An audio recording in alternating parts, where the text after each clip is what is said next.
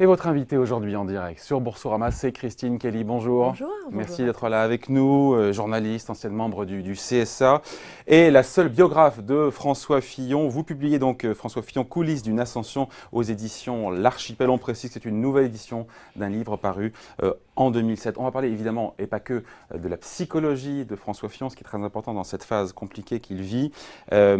Juste pour expliquer, vous avez enquêté en fait il y a de cela 10 ans, pendant 6 mois, vous avez rencontré François Fillon, son entourage aussi, le plus proche. Encore une fois, l'idée n'est pas de revenir sur ce que vous avez pu dévoiler, déclarer aux enquêteurs, mais officiellement, vous avez dit, en tout cas, que vous n'avez jamais entendu dire que Mme Fillon travaillait avec son mari, mais juste dans le détail, même ouvrir son courrier, même relire les discours, écouter les doléances des administrés, même tout ça, vous n'avez pas eu vent de ça. Et après, on passe à autre chose, mais c'est quand même important. Je comprends très bien, mais c'est vrai que j'ai passé beaucoup de temps. Mais ça n'a pas été très audible, je vous l'accorde, dans les médias, à dire que ma biographie était sur François Fillon, pas du tout sur Pénélope Fillon. Je n'ai pas du tout enquêté sur elle, premièrement. Deuxièmement, au moment où j'ai rencontré Pénélope Fillon, elle ne travaillait pas. Ça ne veut pas dire du tout qu'elle n'a pas travaillé avant, qu'elle n'a pas travaillé à un autre moment. Donc, mais pour au moment moi, où vous l'avez rencontrée en 2007, au moment où j'ai travaillé en 2007, ni relire les discours, ni ouvrir le courrier, elle n'était pas le sujet de mon enquête. C'est comme moi, voilà, on va me dire qui vous êtes en quelques secondes ou en 30 minutes. Je ne connaîtrai jamais votre vie en 30 minutes. Et malheur à celui qui va se dire que voilà, je vous connais en 30 minutes. Bon, Madame Pénélope Fillon, je l'ai rencontrée, elle, pendant 30 minutes, et c'était vraiment très compliqué de la voir. Très compliqué de la voir. Très compliqué qu'elle me parle, très compliqué qu'elle réponde à mes questions. Il fallait te poser 3 questions pour avoir une demi-réponse. Je raconte dans le livre que les amis de François Fillon, quand ils étaient plus jeunes, s'amusaient à faire parler Pénélope Fillon. C'est quelqu'un qui ne parle pas comme ça, qui ne se livre pas. Donc pour moi, ça a été un honneur. J'étais très contente d'avoir été reçue par elle. Elle m'a reçue de façon très correcte, mais elle a répondu aux questions que j'ai posées sur François Fillon. Bon. Aujourd'hui, et c'est ça qui est intéressant aujourd'hui, c'est l'actualité politique, c'est de voir qu'il avait promis, François Fillon, qu'il ne se désisterait pas, sauf s'il était mis en examen. Et il y a à peu près une semaine de cela, eh bien, il s'est déjugé. Il a dit qu'il irait au bout, coûte que coûte. Il a dit cette phrase que c'est le suffrage universel au final qui décide en démocratie. Est-ce que ce reniement, après enquête, justement, vous qui connaissez un peu le personnage, est-ce que ce reniement, le fait qu'il se déjuge, ça vous surprend ? Écoutez, franchement, moi, sur le fond, je ne vais pas vous cacher que je ne connais même pas le programme détaillé de François Fillon. Volontairement, parce que je me suis occupée de la biographie. Je ne fais pas de politique. Je refuse de faire de la politique. En ce qui concerne François Fillon lui-même, tel qu'il est, c'est quelqu'un qui, et ça je le dis depuis qu'il a émergé un peu dans l'après-mère, extrêmement déterminé. J'avais demandé à son père et sa mère, avec qui j'ai eu la chance de rencontrer, si on pouvait définir François Fillon en un mot, une phrase. Son père m'a dit « Oh, il est très déterminé ». Et sa mère a rajouté « Non, c'est pas qu'il est déterminé, on ne peut pas le faire changer d'avis. On ne peut pas lui faire changer d'avis. » Mais là, il a changé d'avis pour le coup. En tout cas, il n'a pas changé d'avis pour aller à la présidentielle. Oui, sauf qu'il avait dit, si je suis en examen, je n'y vais pas. Il a dit, même si je suis en examen, j'irai quand même. Bien sûr. Alors, personnellement, je ne suis pas dans les coulisses. Je ne suis pas sa porte-parole. Mais c'est cohérent avec le personnage, quelque part. Il y a une forme de cohérence à l'idée d'aller jusqu'au bout. C'est une cohérence avec le personnage, en tout cas, d'aller jusqu'au bout de sa candidature à la présidentielle. Après, peut-être que son entourage, au niveau de la communication, lui a dit à quoi ça sert. Peut-être que le contexte politique montre qu'il y a une sorte de complexité énorme qui fait qu'il n'y a plus de candidats du droite et du centre. Il n'y a pas de plan B comme on pensait l'avoir à un moment et qu'on lui a dit coûte que coûte, mise en examen ou pas, il faudrait que vous reveniez sur ce que vous aviez dit. Je ne suis pas dans les coulisses pour savoir. Je sais que c'est quelqu'un de déterminé. Il a peut-être mis cette détermination pour aller à la présidentielle avant la détermination de cette histoire de mise en examen. Bon, ces ressorts psychologiques, c'est intéressant parce que cette période, encore une fois, il aurait pu craquer, il aurait pu jeter l'éponge, alors que quand même la campagne est compliquée, elle est parasitée par les affaires, c'est compliqué pour lui, ses déplacements sont compliqués, il ne prend plus le train, dit-on, les propositions qu'il a pu émettre sont relativement, jusqu'à présent, inaudibles. Quels sont ces ressorts psychologiques pour ne pas avoir craqué? Alors c'est ça qu'on ne connaît pas de François Fillon. Qui connaît François Fillon? Qui est François Fillon? Qui s'est intéressé au personnage? Je ne trouve pas normal que cet homme, qui a été Premier ministre pendant 5 ans, personne, bon, à part mon livre, ne se soit occupé de lui. Son rapport à l'argent, son rapport à sa famille, peut-être. Vous voyez ce que je veux dire? On aurait dû aussi à ce moment-là s'intéresser à lui, à qui est François Fillon. Eh bien c'est quelqu'un, je pense, et quoi qu'il advienne, encore une fois je dis, je ne fais pas de politique, qu'il soit mis en examen ou pas, qu'il ait fauté ou pas, ce n'est pas mon problème. J'ai trouvé, moi, quelqu'un de déterminé, quelqu'un qui connaît la politique. J'ai trouvé un homme d'État. Il a peut-être des erreurs, tout le monde fait des erreurs, je ne peux pas juger. Mais je trouvais quelqu'un qui a eu une telle succession d'emplois dans la politique qui est très rare. C'est-à-dire que maire, député, sénateur, vice-président du conseil général, régional. C'est sa première épreuve. Oui, alors attendez, c'est sa deuxième épreuve. La première était 2004 lorsqu'il a eu un échec au régional. Et là, ça a été très, très, très difficile pour lui. Et je pense qu'il a puisé dans cette difficulté qu'il a eue en 2004, où il a eu cette épreuve silencieuse. C'est là qu'il a écrit son premier livre, La France peut-elle supporter la vérité. Et c'est là, je pense, qu'il a puisé sa force d'aujourd'hui. Et attention, on n'a pas le même Fillon qu'on avait lorsqu'il était Premier ministre. Il a perdu sa mère, il a perdu Philippe Séguin. C'est quelqu'un d'autre. C'est quelqu'un qui, finalement, a attendu son moment pour se présenter à la dernière marche et qui montre qu'il est encore plus déterminé. Évidemment, ce n'est pas non plus le même contexte. On a un contexte particulièrement compliqué. Et est-ce qu'il va réussir? Personne ne sait rien.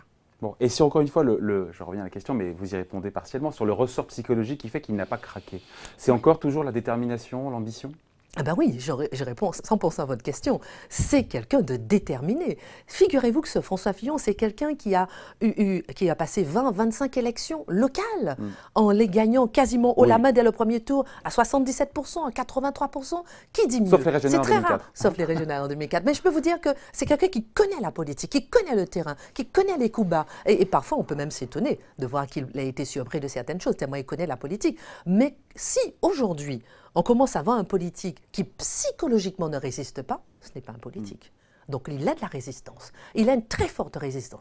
Pas sûr que Pénélope Fillon ait la même résistance, évidemment. Je pensais que les Français aiment bien les personnages comme ça, qui reviennent, qui passent par les traversées du désert, qui sont couturés de toutes parts. Oui, c'est vrai que... Du parcours initiatique. Oui, c'est vrai que... Et peut-être que lui, dans sa tête, il se dit que voilà, personne ne m'attendait comme Premier ministre. Et les journalistes disaient Mr. Nobody, il a quand même réussi à rester 5 ans, personne ne l'attendait à la primaire, il a quand même réussi la primaire haut la main, il doit se dire dans un petit coin de sa tête, personne ne m'attend à la présidentielle. Et peut-être qu'il y aura un grand retour. Vous savez, un politique, c'est une chose, c'est qu'on ne sait pas ce qui va se passer demain.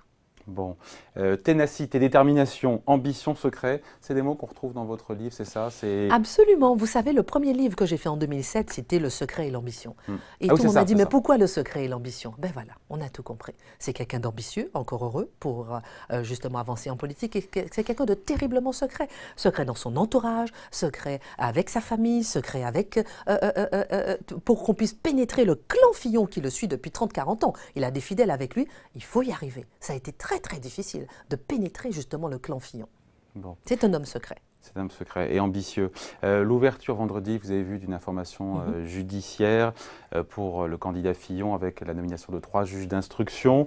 Le couple Fillon pourrait être convoqué par les juges, soit pour être mis en examen, soit placé sous statut de témoin assisté. Ça veut dire que la campagne devra encore être parasitée par les affaires pour lui? Alors c'est ce qui est un peu lamentable, je le regrette comme une citoyenne, comme tout le monde, effectivement, que la campagne soit parasitée par les affaires. Après, vous savez, moi-même j'ai été auditionnée, chacun fait son travail, les policiers font leur travail, le juge fera son travail, le politique fait son travail, les médias font leur travail. Et je respecte chacun. Je ne critique pas les médias, je ne critique pas les politiques, je ne critique pas les policiers, je ne critique pas les juges. On est dans un moment très particulier. On ne fâche avec personne comme ça, c'était bien. C'est très important, pas de ne se fâcher avec personne, mais de garder la distance nécessaire justement pour analyser les choses. On veut toujours une information à l'instant T, on l'a parfois 6 mois plus tard. On veut la vérité à l'instant T, on l'a parfois un an plus tard. Laissez le temps au temps. Arrêtez de vouloir forcément une réponse. Évidemment, sauf qu'on le temps de la présidentielle... on ne parle plus des vrais sujets, on ne parle plus des vrais sujets. Et oui, et c'est ça le problème. Contre le chômage, et c'est ça le problème. De la sécurité. Et voilà, c'est ça le problème. Regardons l'agriculture. Très peu de candidats ont vraiment détaillé, on est en plein salon de l'agriculture, leur programme pour les agriculteurs. Bien sûr, baisse des charges, bien sûr, vers l'écologie, ok d'accord, mais le vrai programme pour les agriculteurs, qui en parle? Donc, on ne s'arrête pas sur le programme des candidats suffisamment, mais par contre, on va faire les petites phrases et les affaires, exactement. Et ça, c'est quand même regrettable dans le contexte international et dangereux dans lequel on est.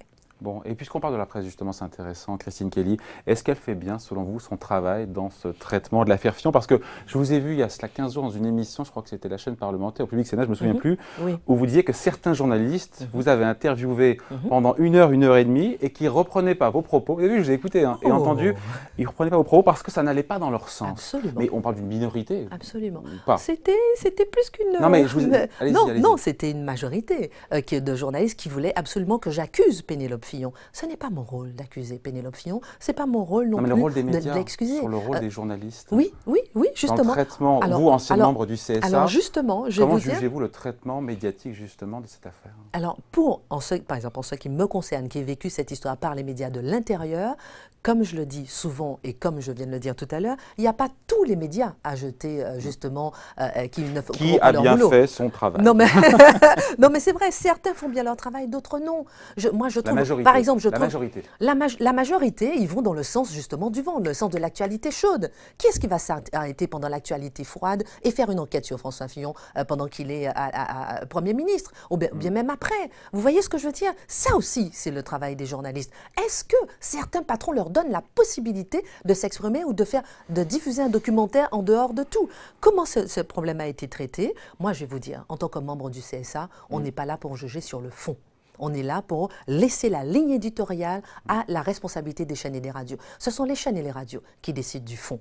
Et le CSA, c'est le temps de parole. Est-ce que vous avez donné suffisamment de temps de parole à chacun? Si les médias veulent utiliser le temps de parole sur une information judiciaire, ça, c'est encore un autre sujet. Mais ce n'est pas au CSA de juger ça, c'est aussi la liberté auditionnelle de la chaîne et de la radio.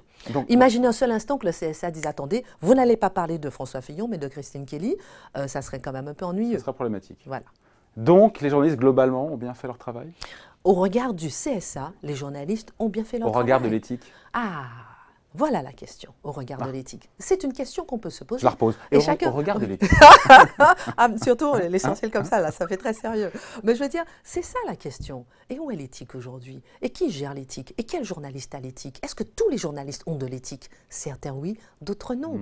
Et écoutez, moi, on est journaliste, on voit de la lumière. Mais comme vous racontez encore une fois que vous avez été interviewé, sans citer de nom, par pas mal de canards, pas mal de journalistes, qui n'ont pas repris vos propos parce que vous ne disiez pas ce qu'ils avaient envie d'entendre. Oui, c'est quand même grave d'entendre ça. Oui, c'est grave, mais on le sait, ça.